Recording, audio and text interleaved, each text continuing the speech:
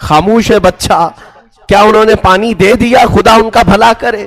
حسین ابن علی نے کہا ام البنین، ام لیلا، تمہارا بچہ اب کبھی نہیں روئے گا، تمہارا بچہ اب کبھی تم سے پانی نہیں مانگے گا۔ انہوں نے ایسا پانی پلایا ہے کہ تمہارا بچہ اب کبھی تم سے دودھ بھی نہیں پوچھے گا۔ اور چہرے سے چادر ہٹائی تو دیکھا کہ خون میں لت پت بچہ تھا۔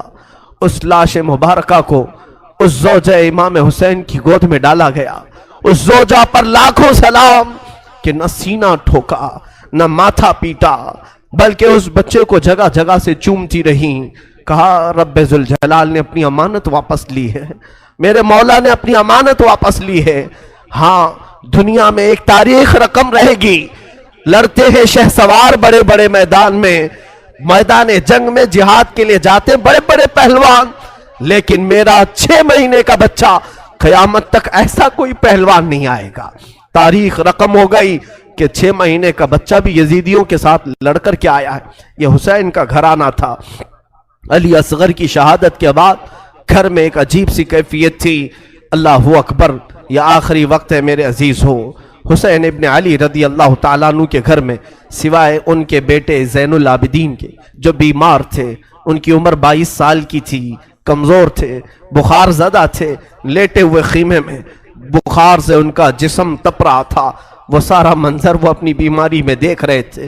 اب کوئی باقی نہیں تھا، بچے کو تک نہیں چھوڑا تو کون باقی رہے گا؟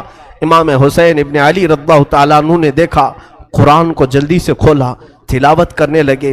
اچانک خیمے کے دروازے پر دیکھا، آہٹ محسوس ہوئی تو اٹھا کر کے چہرہ دیکھا تو امام زین العابدین جبہ پہن کر کھڑے ہیں۔ کہا بابا اجازت دے دیں۔ مولا حسین تڑپ کر اٹھے، کہا زین العابدین میرے گھر میں اب بچا کون؟ میرے بعد ان بیویوں کو کون دیکھ بھال کرے گا؟ ان عورتوں کو کون لے جائے گا؟ اور میری نسل تم سے ہی تو چلنی ہے۔ امام سجاد زین العابدین کو مولا حسین نے روک دیا، بستر پر لٹا دیا اور کہا کہ اب میرا وقت ہے، میرا مقام ہے۔ اسی اسنا میں عورتوں کو کچھ نہیں کہا۔ فضہ کنیز تھی فاطمہ زہرا کی، بلایا، اے فضہ جاؤ، اندر بیبیوں کے پاس ایک صندوق ہے، اس صندوق میں ایک جبہ رکھا ہے، وہ جبہ اٹھا لاؤ، لیکن خبردار زینب کو مت بتانا، زینب سے مت کہنا۔ وہ فضہ گئی، جلدی سے وہ صندوقچہ کھولنے لگی اور جبہ اٹھایا تو بی بی زینب دیکھ لی۔ کہا کیا کر رہی ہو؟ کہا یہ جبہ لے جانے کے لیے مولا نے حکم دیا ہے۔ وہ دوڑتی ہوئی آئی، لا میں یہ جبہ لے کر کے جاتی ہوں۔ وہ خود اپنے ہاتھوں سے لے آئی مولا حسین کے خیمے میں اور وہ جبہ لا کر کے دیتی ہیں اور پہناتی ہیں۔ امام حسین نے کہا زینب تجھے معلوم ہے اماں کہتی تھیں، فاطمہ زہرا نے کہا تھا حسین یہ جبہ سنبھال کر رکھنا، یہ تیرے بابا حیدر کرار کا ہے جو رسول اللہ نے انہیں دیا تھا اور مجھے وصیت کی تھی، فاطمہ تیرا بیٹا جب بھی مصیبت میں آئے تو یہ جبہ اسے پہنا دینا۔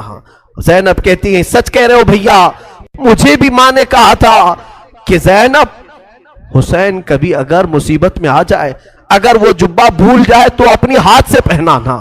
دونوں نے ایک دوسرے کو سمجھایا، ماں کی وصیت پر عمل کیا۔ وہ کیسا منظر تھا جب حسین دولہا کی شکل اختیار کر گئے تھے، رسول اللہ صلی اللہ علیہ وسلم کا امامہ پہنا ہوا ہے اور جبہ مبارکہ حیدر کرار کا جو رسول کا عطا کیا ہوا ہے، جعفر طیار کا پٹا باندھا اور امیر حمزہ رضی اللہ تعالیٰ عنہ کی تبرکات آپ کے ساتھ تھے، تلوار حیدر کرار کی ذوالفقار آپ کے ہاتھ میں تھی۔ یہ سارا منظر پورے خیمے کو رلا گیا، جیسے کوئی جوان شہزادہ دولہا بارات میں جاتا ہے خیمہ حسین سے۔ یہ پوری تیاریوں کے ساتھ حسین ابن علی نکل رہے تھے۔ مجھے وہ منظر یاد کر کے بڑا دکھ ہوتا ہے۔ آج ہم اپنے حجرے سے کبھی نکلتے ہیں تو پھر یاد آتی ہے حسین تو خیمہ گاہ سے نکلے تھے قتل گاہ کی طرف، آج تو ہم امن کے لیے باہر نکلتے ہیں تو سج سنور کر کے نکلتے ہیں، وہ بارگاہ مولا میں نکل رہے تھے۔ اسی اسنا میں حسین ابن علی رضی اللہ تعالیٰ عنہ کرم اللہ وجہہ الکریم باہر جانے کی تیاری میں ہیں۔ بیویوں کی ایک آہ نکلی، بی بی زینب نے کہا اور بی بی سکینہ نے کہا، سارے گھر کی عورتوں نے کہا بابا بھیا آپ کس کے حوالے ہمیں چھوڑ جا رہے ہیں؟ حسین ابن علی نے پیچھے عورتوں کی طرف دیکھا، کہا میں تمہیں اللہ اس کے رسول کے حوالے کر جا رہا ہوں، سب خاموش ہو جاؤ، میرے بعد کوئی نوحہ نہیں کرنا، میرے بعد کوئی ماتم نہیں کرنا۔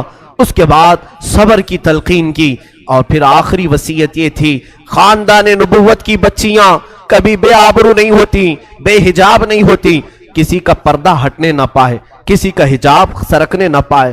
ساری بیویوں نے سلام کیا، مولا حسین نکل کر اپنے گھوڑے ذوالجناح پر آئے۔ یہ بڑا عزیز گھوڑا تھا، حسین ابن علی کا بڑا وفادار گھوڑا ہے۔ ذوالجناح کو بھی ہم سلام پیش کرتے ہیں کہ حسین کی سواری پوری زندگی بھر وہ لے کر گھومتا رہا۔ ذوالجناح حسین ابن علی کی پیاس کی وجہ سے جب اسے پانی ملتا تو کبھی پیا نہیں کرتا تھا۔ یہ روایات بتاتی ہیں حسین ابن علی کے بعد اس گھوڑے نے کبھی پانی نہیں پیا، زندہ تو رہا لیکن کبھی پانی کو منہ تک نہیں لگاتا تھا۔ وہ ذوالجناح سوار جس کو تیار کر کے خیمے کے باہر کھڑا کیا گیا ہے، مولا حسین جیسی گھوڑے پر بیٹھے، بیویوں کی ایک الوداعی آواز آئی کہ حسین جاؤ، خدا تمہارا بھلا کرے، اللہ تمہارا محافظ ہے۔ گھوڑے کو ایڑ لگائی مگر گھوڑا آگے نہیں بڑھتا تھا، گھوڑا آگے نہیں جاتا تھا۔ ذوالجناح کو مولا حسین نے کہا، اے ذوالجناح تو نے کبھی میری نافرمانی نہیں کی، آج تک تو نے میری کبھی حکم عدولی نہیں کی۔ تو گھوڑے کو پھر ایڑ لگائی اور اس کے کان پکڑ کر کے کھینچا، وقت بہت کم ہے حسین کے پاس، چل آگے بڑھ، آج تو اپنے جوہر دکھا۔ مولا حسین پکارتے رہے، گھوڑا آگے نہیں بڑھتا رہا اور گھوڑا جھک کر کے اشارے سے پیروں کی طرف دکھا رہا تھا۔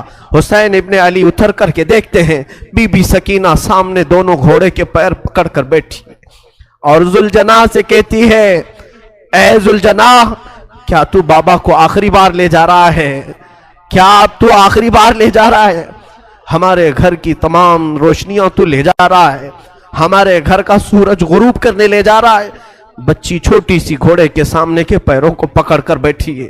مولا حسین گھوڑے سے اتر آئے، بی بی سکینہ کو اٹھا لیا، گود میں اٹھا لیا، ماتھے کے بوسے لیے اور کہا، سکینہ تم نے علی اصغر کی موت پر صبر کیا، علی اکبر پر صبر کیا، ساری لاشیں تو نے دیکھی، اب تو اپنے بابا کے ساتھ بھی صبر کا مظاہرہ کر، تو اپنے بابا کے ساتھ بھی صبر کا مظاہرہ کر۔ بی بی سکینہ کو اسی طرح لوٹا دیا گیا، وہ خیمے میں جا کر حسرت بھری نگاہوں سے دیکھتی رہ گئی، چوکھٹ پر کھڑی رہ گئی۔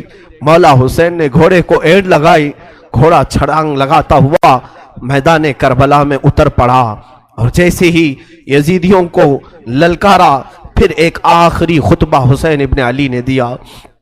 مولا حسین نے آخری خطبہ دیا، وہ خطبہ یہ تھا، حمد و صلات کے بعد آپ نے پکار کر کہا، اے یزید کی طرف سے آنے والے لشکریوں، کیا تم میری حیثیت کو نہیں جانتے؟ اگر تمہیں معلوم نہیں تو اب بھی بہت سارے صحابہ ہیں جنہوں نے رسول کی زبان سے میری تعریف میں، میری فضیلت میں جو حدیثیں سنی ہیں بیان کریں گے، جاؤ تم ان سے سن لو۔ صحابہ اب بھی باحیات ہیں، کیا میں فاطمہ کا بیٹا نہیں ہوں؟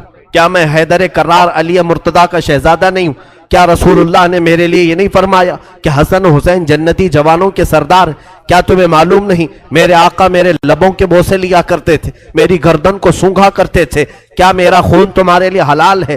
یہ تقریر اتنی لمبی ہو گئی، حسین ابن علی کی اس آواز پر یزیدیوں میں سناٹا چھا گیا، کئی لوگوں کی آنکھوں سے آنسو بھی نکل پڑے، اور یزیدیوں میں جب یہ ماحول ہوا تو شمر ذی الجوشن عمرو بن سعد جو بدبخت ازلی تھے، انہوں نے بھڑکانا شروع کیا اور بیچ تقریر میں ہی امام کے تیر برسانا شروع کیا۔ حسین ابن علی رضی اللہ تعالیٰ عنہ کے درمیان تقریر آپ کے لبوں کی طرف تیر برسانا شروع کیا، کہا کہ بند کرو اب اپنا بیان، تقریر بند کرو، مقابلے کے لیے تیار ہو جاؤ۔ امام حسین نے دیکھا کہ یہ اب کسی طرح باز آنا نہیں چاہتے، میرا خون پی کر کے ہی انہیں سکون ملے گا، تو آپ نے پھر اپنی تلوار لہرائی، جو سامنے آتا تھا اسے کاٹتے چلے گئے، جو جس طرح سے آتا تھا اسے قتل کرتے گئے۔